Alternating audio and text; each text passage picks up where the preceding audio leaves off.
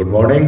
आज हम लोग एकलव्य स्कूल एग्जाम 2023 के जो है इकोनॉमिक्स क्वेश्चन पेपर पे चर्चा करते हैं। ठीक है, ये खास करके उसके लिए वीडियो है जो इकोनॉमिक्स के प्योर स्टूडेंट है, जिनका ग्रेजुएशन और पीजी में इकोनॉमिक्स रहा है और जिन्होंने ये एग्जाम दिया है। जिन्होंने ये एग्जाम नहीं दिया है, झारखंड में जो एग्जाम्स होने वाले हैं, जैसे हाई स्कूल टीचर का एग्जाम्स होने वाला है, साथ में लेक्चरशिप के फॉर्म्स आने की संभावना है। तो वहाँ पे ये क्वेश्चन जो है आपको कुछ मदद करेगा कि पैटर्न कैसा चल रहा है, और इसमें सॉल्यूशन भी है। और टोटल पेपर पे तो डिस्कशन करना मुश्किल है क्योंकि वीडियो बड़ा हो जाएगा। तो इसमें खास करके हम उस क्वेश्चन पे डिस्कस कर देते हैं जो क्वेश्चन इकोनॉमिक्स से रिलेटेड था। याद रखिएगा, ये वीडियो सिर्फ इकोनॉमिक्स वालों के लिए है, ठीक है, जेएसएससी के लिए नहीं है। तो इस चीज को चलिए क्वेश्चन पूरा डिस्कस कर लेते हैं। क्वेश्चन नंबर 51 से लेकर के 120 तक जो है इकोनॉमिक्स का क्वेश्चन है। तो क्वेश्चन देख लेते हैं। निम्नलिखित में से कौन सा कथन सही है? स्टॉक को एक विशेष समय पर मापा जाता है जबकि प्रवाह को समय की अवधि पर मापा जाता है। ठीक। दूसरा है, स्टॉक में परिवर्तन को एक विशेष समय अवधि में मापा जाता है। नहीं, देखिए, स्टॉक को जो है एक विशेष समय में मापा जाता है जबकि प्रवाह जो होता है, फ्लो, एक अवधि में मापा, इसलिए ये वाला सही है। इसका आंसर होगा 1 नंबर। ठीक है, 51 का 1।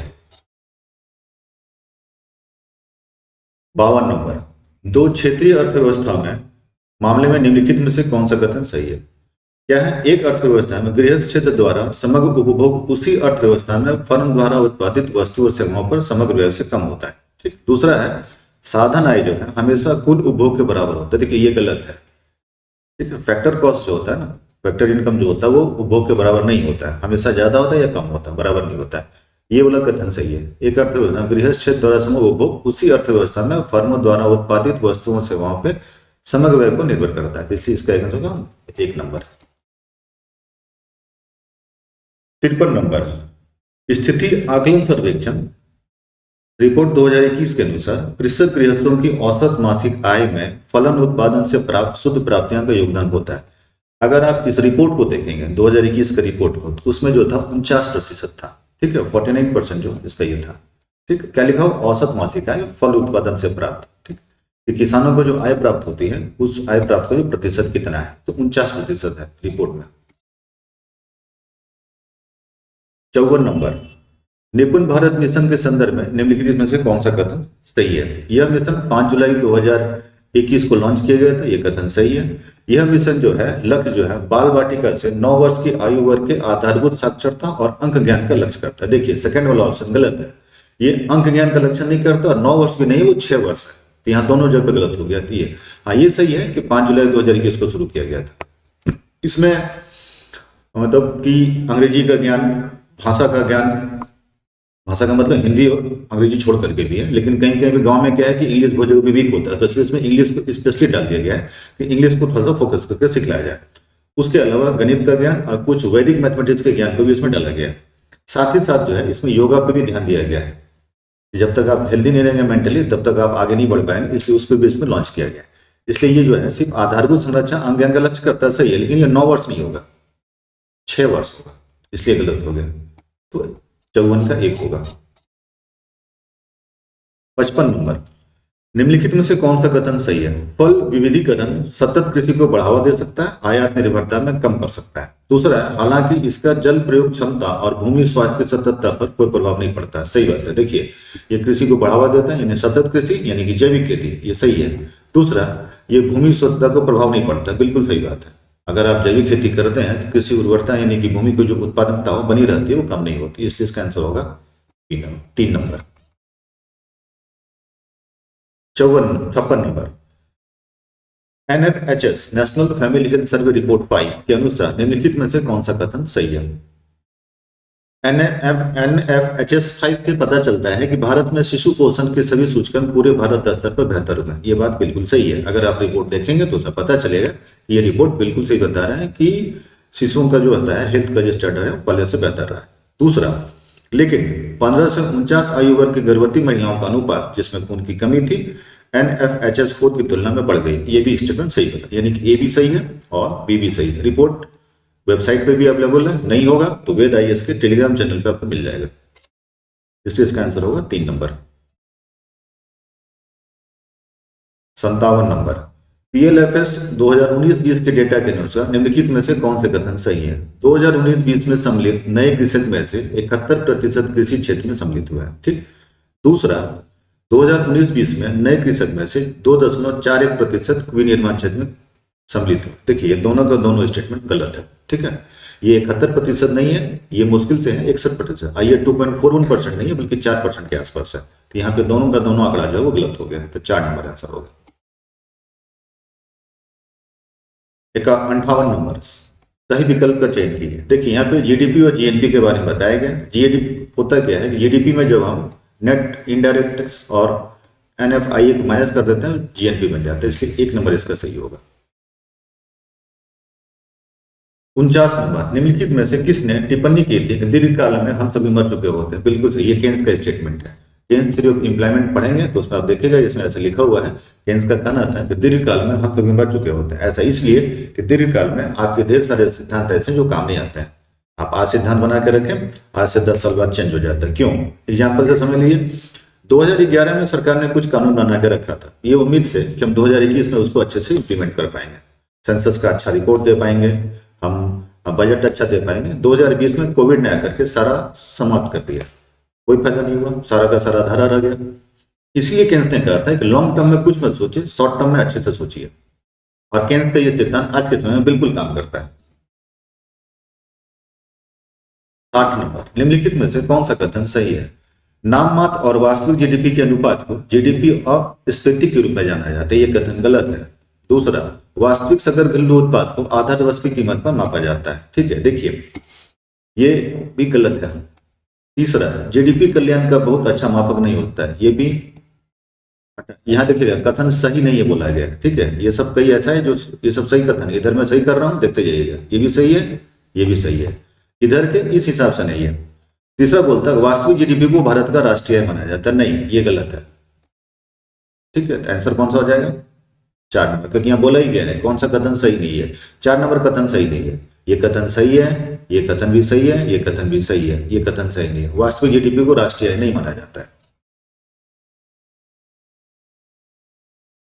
61 नंबर, कीन्स के अनुसार निवेश का मांग किस पर निर्भर करता है? देखिए, निवेश का मांग पूंजी की सीमांत दक्षता और ब्याज दर पर निर्भर करता है, यानी बी पे निर्भर करता है और सी पे निर्भर करता है। तो ऑप्शन कौन सा हो जाएगा? 2 नंबर।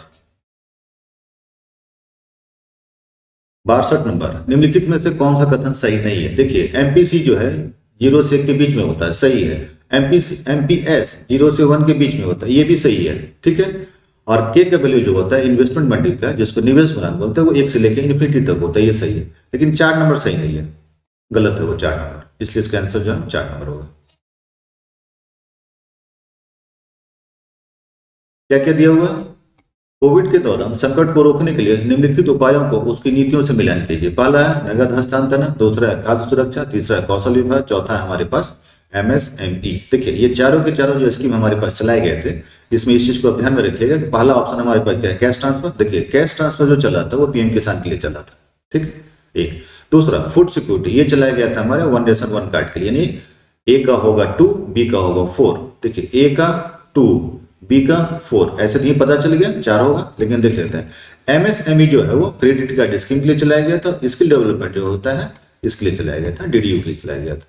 ठीक है, तो ऑप्शन इसका होगा 4 नंबर। 64 नंबर, निम्नलिखित में से कौन सा उत्पादन और रोजगार के पारंपरिक सिद्धांत का एक मान्यता नहीं है? मजदूरी और कीमत को स्थिर रखना यह सिद्धांत में नहीं होता, ये दोनों हमेशा फ्लक्चुएट करता है और वेरी करता है। अगर नहीं वेरी करेगा तो फिर मार्केट नहीं बन पाएगा। जैसे कोविड के पहले जो दिया जाता था, कोविड के बाद अभी मजदूरी नहीं दी जाती है। आपको सब कुछ अगर समझना आज के समय में, तो कोविड को ध्यान में रखिए, देखिएगा तो समझ में आ जाएगा आपको, क्योंकि सारे क्वेश्चन जो पूछे गए इस एग्जाम में कोविड से रिलेटेड ही है। 65 नंबर, जीडीपी के आकलन के सही तरीके हैं। देखिए, आय विधि है, सही आकलन है। ठीक है, मूल्य वृद्धि भी है, वो भी सही है। और डी नंबर भी है, व्यय विधि। आगम कोई विधि नहीं है, राजस्व करके कोई विधि नहीं होती है, तो इससे ए, सी और डी, तो आंसर होगा सी, 3 नंबर। 66 नंबर, यदि विदेशों से प्राप्त साधन आय विदेशों में किए गए साधन भुगतान से अधिक हो तो क्या होता है? देखिए, ऐसी स्थिति में क्या होता है कि जीडीपी बड़ा हो जाता है और जीएनपी छोटा हो जाता है, और ऐसा है कि उल्टा हो जाता है, विदेशों से प्राप्त साधन आय विदेशों में किए गए साधन भुगतान से कम होता है तो ये होता है, सेकंड नंबर ऑप्शन होता है।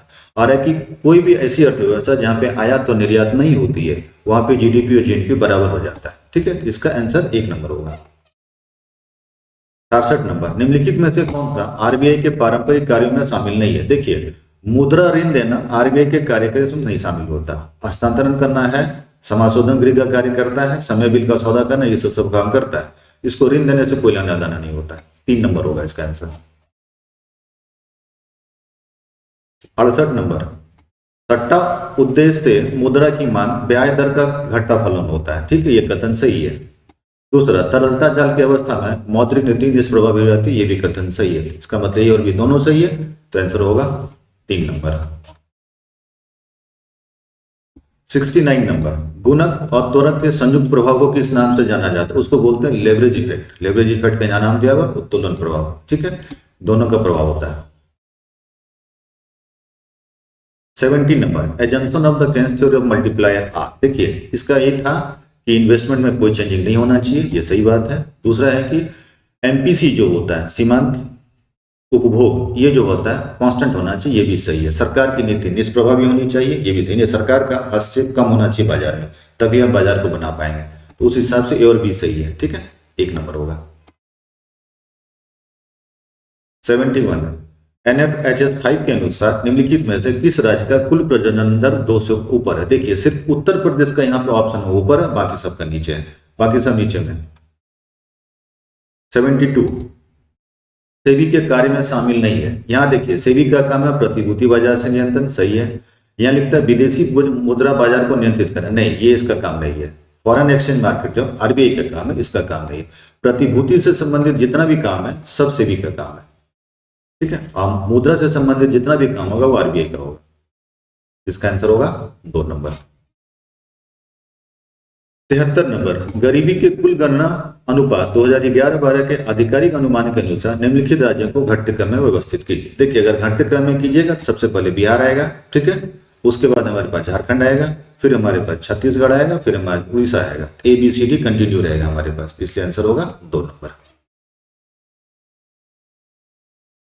74 नंबर, स्थिर मूल्य कीमत पर जीडीपी वर्तमान कीमत पर जीडीपी कम किस दौरान होता है? देखिए, मुद्रास्फीति के दौरान ऐसी समस्याएं उत्पन्न होती है। जब भारत में महंगाई बहुत ज्यादा बढ़ जाती है तो जो कांस्टेंट रेट पे जो जीडीपी होता है वो करंट रेट पे जीडीपी से कम हो जाता है, ठीक है, तो मुद्रास्फीति के दौरान।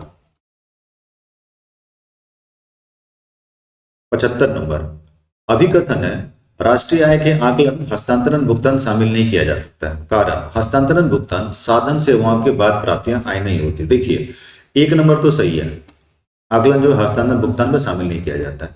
2 नंबर सही नहीं है, प्राप्तियां आय नहीं है, बिल्कुल नहीं, ये गलत है स्टेटमेंट।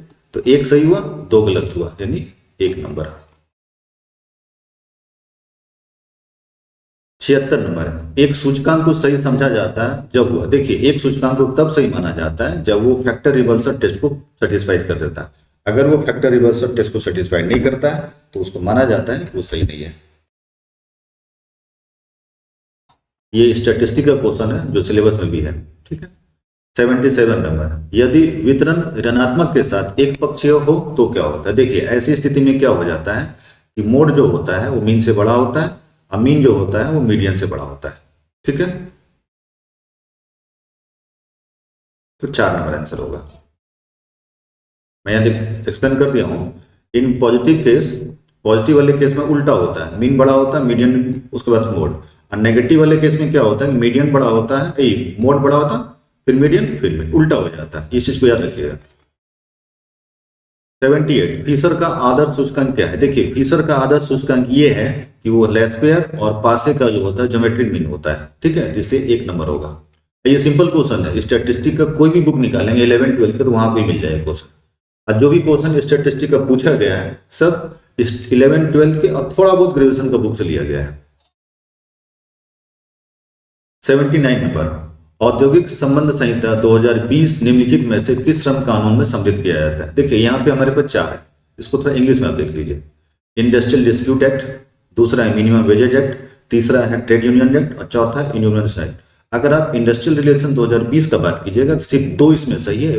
एक हमारे पास इंडस्ट्रियल डिस्प्यूट एक्ट 1947 और दूसरा ट्रेड यूनियन एक्ट 1926। ये दोनों इसमें सही है, बाकी दोनों जो उसका नहीं है। अब बोलेगा सर ये किसका है, फैक्ट्री एक्ट का। ये किसका है, फैक्ट्री एक्ट का, इसका नहीं है। इंडस्ट्रियल रिलेशन कोड का वो नहीं है। इसका आंसर होगा 4 नंबर। यदि माद और मादिका का मान 15 और 25 है तो बहुलक का मान क्या होगा? सिंपल सा क्वेश्चन है। अगर आप माद मादिका के हिसाब से देखेंगे तो ये निकलेगा हमारे पास 45। क्या, क्यों? क्वेश्चन देख लेते हैं हमारे पास क्या है।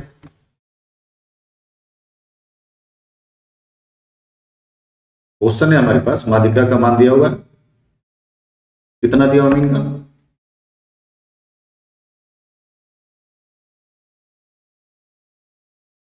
मीन वैल्यू 15, मीडियन हमारे पास कितना दिया होगा? 25 दिया होगा।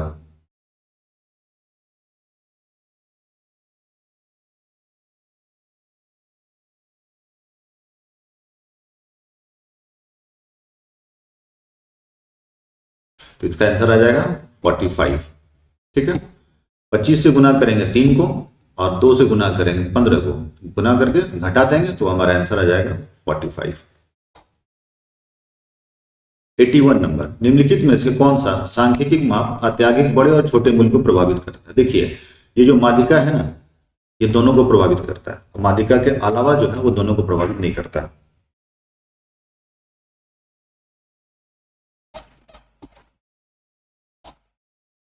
एटी टू, गैर समूह आंकड़े के संदर्भ में कार्ल पियर्सन का सहसंबंध जो है हमारे पास कौन सा सही है? देखिए कार्ल पियर्सन का संबंध में जो है सिर्फ एक ही स्टेटमेंट 4 नंबर जो है वो सही है कि summation X Y by summation X square summation Y. ये भी जो क्वेश्चन लिया गया है ये 12th का स्टैटिस्टिक बुक से लिया गया है। आप 12th का स्टैटिस्टिक बुक निकालेंगे तो आपको उसमें सारा मिल जाएगा।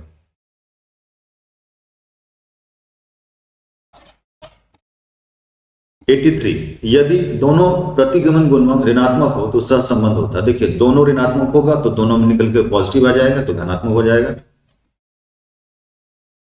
84 नंबर, बजट 2023-24 के अनुसार निम्नलिखित में से कौन सही है? निगम कर का योगदान जीएसटी से अधिक है। ठीक, जीएसटी का योगदान उधार और अन्य देनदारी से अधिक है। ठीक है, यहाँ पे हम आपको आंकड़ा ही दिखा देते हैं। देखिए बजट में देखिएगा कारपोरेशन टैक्स हमारे पास 9,22,000 के आसपास है, जीएसटी हमारे पास 9,56,000 है, बोरोविंग हमारे पास 17,086 है। अब यहीं पे देख लेते हैं कौन सा स्टैंडर्ड चाहिए। यहां बोलता है कि निगम कम का योगदान जीएसटी से अधिक है। क्या है ऑप्शन? देखिए तो नहीं है, जीएसटी ज्यादा है, कारपोरेशन टैक्स कम है। दूसरा, यहां फिर बोलता है कि जीएसटी का योगदान उधार और अन्य देनदारियों से अधिक है। अब देख लेते हैं, जीएसटी का योगदान उधार और देनदारियों से अधिक है। बिल्कुल सही हमारे पास, ये स्टेटमेंट बिल्कुल सही दिख रहा है हमारे पास, यानी कि स्टेटमेंट बी जो है वो सही है और ए वाला गलत है। ठीक है, 2 नंबर होगा। 85 नंबर, बजट 2023-24 के अनुसार भारत सरकार का प्रभावी पूंजीगत व्यय है 13 लाख करोड़ के आसपास। तो अब बजट देखेंगे तो स्पष्ट दिख जाएगा आपको। 86 नंबर, बजट 2023-24 के अनुसार भारत सरकार द्वारा खर्च किए गए प्रत्येक रुपए में अधिकतम खर्च किया जाता है, सबसे ज्यादा रक्षा पे किया गया, लगभग 5.25 लाख करोड़ डिफेंस पे। 87 नंबर, वर्ष 2023-24 के बजट में प्रावधान के अनुसार निम्नलिखित में से कौन सा कथन सही है? कथन है बजट का कुल आकार 45 लाख करोड़ से अधिक का है, परंतु 2023-24 में भारत सरकार की उधार और अन्य देयताओं 2022 में बहुत अधिक है। ठीक है, देखिए ये कथन सही है। वर्ष 2023 के राजस्व घाटा अभी भी 8.6 लाख करोड़ से अधिक है, ये भी सही है, यानी कि इसका आंसर 2 होगा, 3 नंबर होगा। 88 नंबर, बजट 2023-24 के अनुसार वर्ष 2023-24 के लिए भारत सरकार का राजकीय बजट देखिए 5.9% के आसपास रहा है, ये आंसर होगा। एग्जाम जब आप बजट खोलेंगे ना, नहीं होता है तो फरवरी महीने में हम लोग बजट का पूरा डिटेल एनालिसिस हम अपने टेलीग्राम चैनल पर डाल देते हैं, आप वहां से पूरा निकाल लीजिएगा। इसके अलावा ढेर सारे जीके के क्वेश्चन होते हैं, झारखंड से रिलेटेड, जेएसएससी सीजीएल से रिलेटेड, जेपीएससी से रिलेटेड, सब जो है वेद आईएएस के टेलीग्राम चैनल्स पे अपलोड रहता है। लिंक हम डिस्क्रिप्शन बॉक्स में डाल देंगे, आप लोग सब ज्वाइन कर लीजिएगा। 89 नंबर, प्रजनन दर में उल्लेखनीय गिरावट के बावजूद भारत की जनसंख्या बढ़ रही है, क्योंकि देखिए इसका बढ़ने का एक कारण नहीं है, इसके बढ़ने के और भी कई कारण है, और उसमें सबसे बड़ा कारण हमारे पास जो है वो क्या क्या ऑप्शन में देता है, देख लेते हैं यहाँ पे। पहला ऑप्शन है जीवन प्रतिशत में वृद्धि, ये कारण है। शिशु मृत्यु दर में वृद्धि, यही 2 मेन कारण है। बढ़ने की स्थिति नहीं है, मृत्यु दर में गिरावट ये भी नहीं है, यानी बी और डी इसका आंसर होगा। 89 का ऑप्शन देखते हैं, बी और डी किसमें? 4 नंबर में हमारे पास। 90 नंबर, दशकीय जनसंख्या वृद्धि के अनुसार निम्नलिखित राज्यों को आरोही क्रम में व्यवस्थित करें। ठीक, सबसे दशकीय वृद्धि में सबसे आगे है उत्तराखंड, उत्तराखंड के बाद सबसे ज्यादा है हरियाणा, हरियाणा के बाद है मध्य प्रदेश, मध्य प्रदेश के बाद है राजस्थान, यानी उल्टा DCBA, DCBA यानी क्या, बी नंबर। मैं दिखा देता हूं, राजस्थान का 21.3, मध्य प्रदेश 20.3, हरियाणा 19.9, उत्तराखंड 18.8। यहाँ बोला ही गया है डिकेडल ग्रोथ एवोल्यूशन, किस मामले में देख लेते हैं क्या बोला है, असेंडिंग ऑर्डर में, बढ़ते हुए क्रम में। तो सबसे कम उत्तराखंड, उसके बाद राजस्थान। 91 नंबर, जनगणना 2011 के अनुसार निम्नलिखित राज्यों को महिला साक्षरता दर के अनुसार घटते हुए क्रम में व्यवस्थित करें। ठीक, सबसे पहले देख लेते हैं जनगणना में ली गई तो हिमाचल प्रदेश सबसे ज्यादा है, उसके बाद है तमिलनाडु, फिर उसके बाद है पश्चिम बंगाल और लास्ट में होगा गुजरात। घटते क्रम में बात करेंगे तो कौन सा हो जाएगा, CDAB। 92 नंबर, निम्नलिखित कथनों को पढ़ें और सही कथन चुनें। वित्तीय वर्ष 2021-22 में भारत के निर्यात बढ़ा, जिससे भारत को विश्व में वस्तु निर्यात में अपनी हिस्सेदारी बढ़ाने में सहायता मिली। देखिए ये कथन बिल्कुल सही है। ठीक, दूसरा है, लेकिन 2022 के दूसरे चरण के वैश्विक व्यापार वृद्धि दर ऋणात्मक होने के कारण 2023-24 में भारत का निर्यात सुस्त होने का आसार था। ये भी कथन बिल्कुल सही है, क्योंकि कोविड के बाद हम निकले, लेकिन निकलने के बावजूद भी जो हमने एक्सपेक्टेशन किया था वो पूरा नहीं हो पाया था। ठीक है, इसलिए इसका आंसर जो होगा वो बोथ ए एंड बी। 93, आर्थिक सर्वेक्षण 2022-23 के अनुसार निम्नलिखित में से कौन सा कथन सही है। अप्रैल-जून 2020 के दौरान शहरी बेरोजगारी दर 20.9% से घट करके जुलाई-सितंबर 2022 के दौरान 7.2% हो गई। दूसरा स्टेटमेंट है, वर्ष 2021-22 के दौरान MSME द्वारा चुकाया गया GST कोविड महामारी पूर्व काल में कम रहा है। ठीक है, इन दोनों ही कथन में लीजिएगा तो सेकंड नंबर कथन जो आपका ये सही है, लेकिन ये वाला कथन नहीं है। 20.9 से घट के 7.2 नहीं हुआ था, लगभग 11 दशमलव के आसपास आया था, तो ये वाला स्टेटमेंट गलत है इसका, ये सही है, बी नंबर आंसर होगा बी।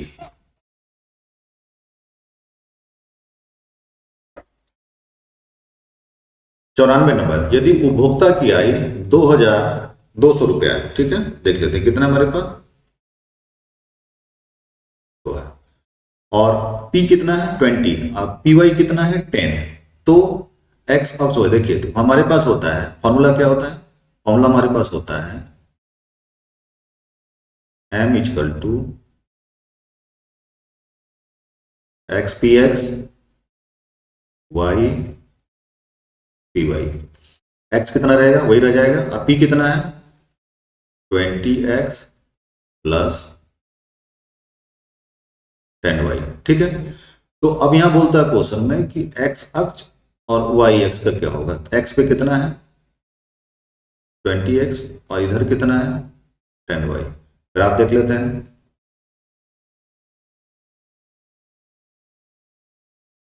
ठीक है, ये हमारा बजट लाइन है, ये जो पॉइंट देख रहे हैं ये 20X है, और ये भी जो पॉइंट देख रहे हैं ये 10Y है। तो आंसर कौन सा हो जाएगा, बी नंबर। क्लियर, 94 का बी। 95, अनधिमान वक्र विश्लेषण किस पर आधारित है। देखो, उपयोगिता मांग सामान्य माप पे इस पर निर्भर होता है। सिंपल क्वेश्चन है, 11th-12th की बुक में मिल जाएगा। एक वस्तु जिसका कोई निकटतम स्थानापन्न उपलब्ध नहीं होता वो बहुत कम लोडशील होता है। जो ज्यादा लोडशील होगा उसमें स्विच ओवर करने की संभावना ज्यादा होती है, उसमें भागने की संभावना ज्यादा होती है। ग्राहक एक चीज को छोड़ करके दूसरा चीज खरीदने के बारे में सोचेगा। 97, यदि एक मांसाहारी उपभोक्ता शाकाहारी बन जाए तो इस उपभोक्ता के लिए मांसाहारी वस्तुओं की मांग, देखिए नीचे की ओर खिसक जाएगा। क्यों खिसकेगा, स्टार्टिंग आपका ऐसे है ग्राफ में, मांग की बात हो रही है ना, ये ऐसे रहेगा। ठीक, अब हो रहा है क्या कि मांसाहारी आदमी जो है स्विच ओवर कर जाएगा। स्विच ओवर जब कर जाएगा तो ग्राफ आपका स्टार्टिंग में ऐसा था, अब घट के थोड़ा सा कम हो जाएगा क्योंकि डिमांड कम हो गया उसका ना। डिमांड कम होगा तो ये जो ग्राफ है ये थोड़ा सा नीचे की ओर आ जाएगा, ये जो ग्राफ होगा नीचे की ओर आ जाएगा, ये जो ग्राफ है थोड़ा नीचे आ जाएगा, यानी कि नीचे की ओर खिसक जाएगा। आंसर इसका क्या हो जाएगा, 1 नंबर। निम्नलिखित में से कौन सा धन आपूर्ति M3 माप में शामिल नहीं है? देखिए M3 में सब शामिल है, 1 2 3। डाकघर बच्चों तो उसमें शामिल नहीं होता है। 94 का 4 नंबर। 99 मान की कीमत लोच के लिए सही सूत्र का और क्या? डेल क्यू बाय, इसका सही सूत्र ये होता है D equal to del Q by Q del P by P. अब इसको अगर और लिखिएगा del Q by del P और इधर कीजिएगा तो ये पी हो जाएगा और बाय हो जाएगा क्यू। तो कौन सा आंसर मारा था हमारे पास? ये वाला 99 का 3। 100 यदि x और y पूर्णतः स्थानापन्न हो तो IC का वक्र का आधार होगा। देखिए सिंपल एक स्ट्रेट लाइन होता है, सिंपल सा ग्राफ होता है। इस ग्राफ में अगर आ जाएगा सिंपल स्ट्रेट लाइन होगा ऐसे IC वक्र का। लेकिन यही IC वक्र जो होता है कभी कभी ऐसा भी हो जाता है, अगर वो एकदम कॉम्पिटेटिव नहीं होगा तब। अगर दोनों के बीच में कंपटीशन है तो ये होगा, अगर कंपटीशन नहीं है तो ये होगा।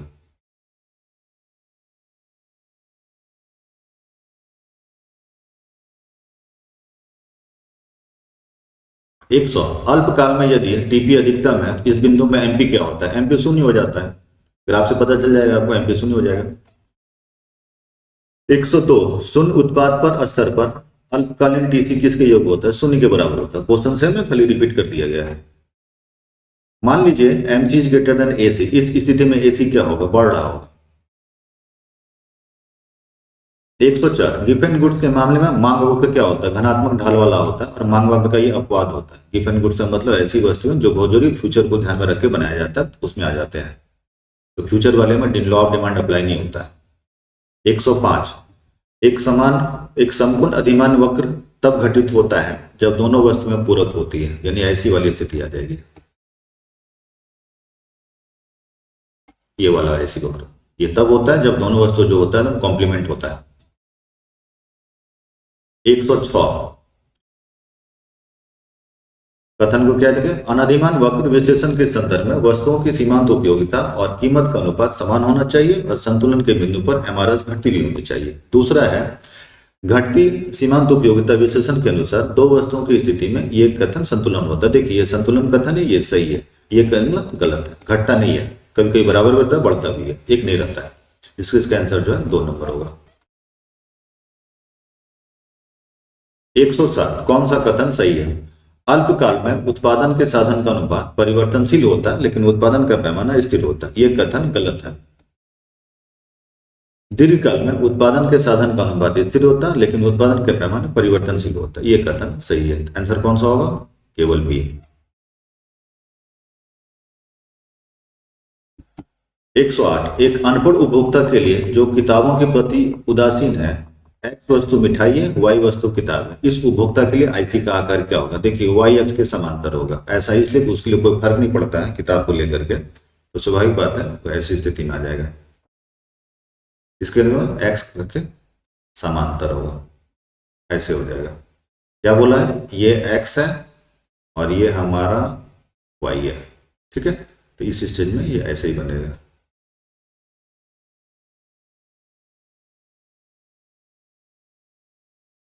एक सौ 9 नंबर जब सरकार द्वारा घोषित न्यूनतम समर्थन मूल्य बाजार मूल्य से ऊपर होती है तो ऐसी अवस्था में क्या होता है?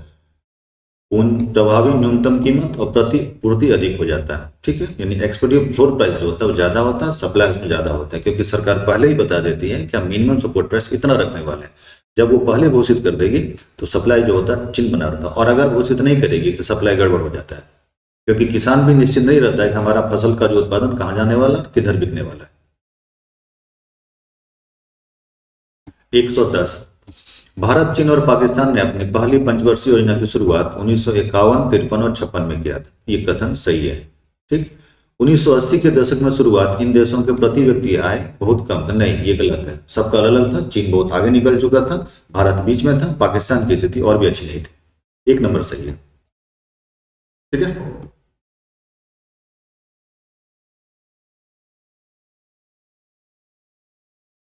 11 नंबर, ग्रेट लीप फॉरवर्ड अभियान चीन द्वारा 1958 में शुरू किया गया था। ये कथन सही है। इसकी शुरुआत बड़े पैमाने पर औद्योगिकरण के लिए की गई थी। ये भी कथन सही है। इसका आंसर होगा दोनों।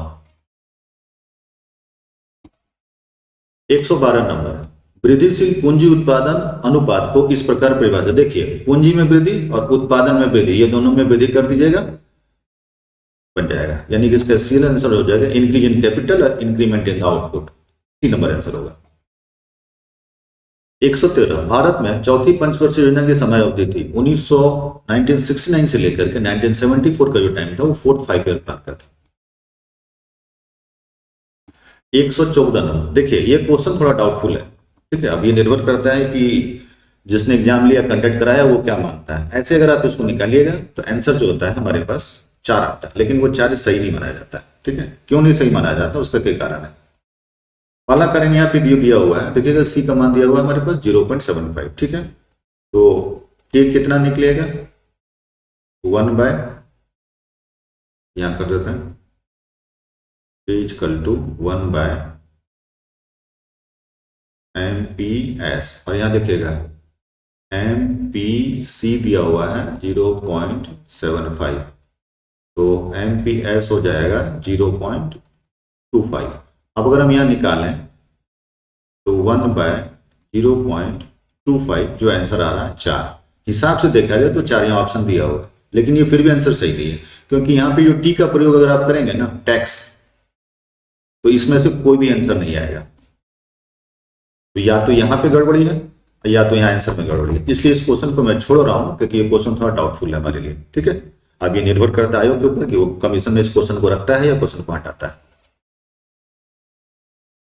115, भारत में वित्त आयोग के संदर्भ में सही कथन चुना है। आयोग के अध्यक्ष के 4 सदस्य होते हैं, सही है। संसद कानून द्वारा आयोग की सदस्यता निर्धारित करता है, ये भी सही है। आंसर होगा 3 नंबर।